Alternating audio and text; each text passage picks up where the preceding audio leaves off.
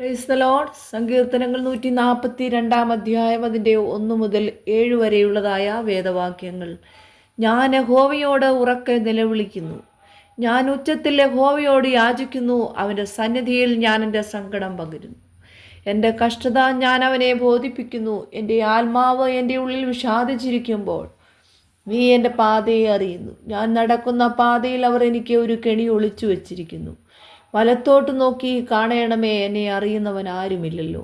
ശരണം എനിക്ക് പോയിരിക്കുന്നു, എൻ്റെ പ്രാണന് വേണ്ടി ആരും കരുതുന്നില്ല.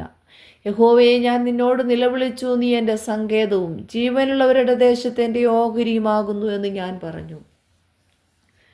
എൻ്റെ നിലവിളിക്ക് ചെവി തരയണമേ, ഞാൻ ഏറ്റവും എളിമപ്പെട്ടിരിക്കുന്നു. എന്നെ ഉപദ്രവിക്കുന്നവർ എന്നിലും ബലവാന്മാരാകിയാൽ അവരുടെ കയ്യിൽ നിന്ന് എന്നെ വിടുവിക്കണമേ. ഞാൻ നിന്റെ നാമത്തിന് സ്തോത്രം ചെയ്യേണ്ടതിന് എൻ്റെ പ്രാണനെ കാരാഗ്രഹത്തിൽ നിന്ന് പുറപ്പെടുവിക്കണമേ. നീ എന്നോട് ഉപകാരം ചെയ്തിരിക്കിയാൽ നീതിമാന്മാർ എൻ്റെ ചുറ്റും വന്നുകൂടും. ഈ വചനങ്ങളാൽ ദൈവം എല്ലാവരെയും അനുഗ്രഹിക്കട്ടെ.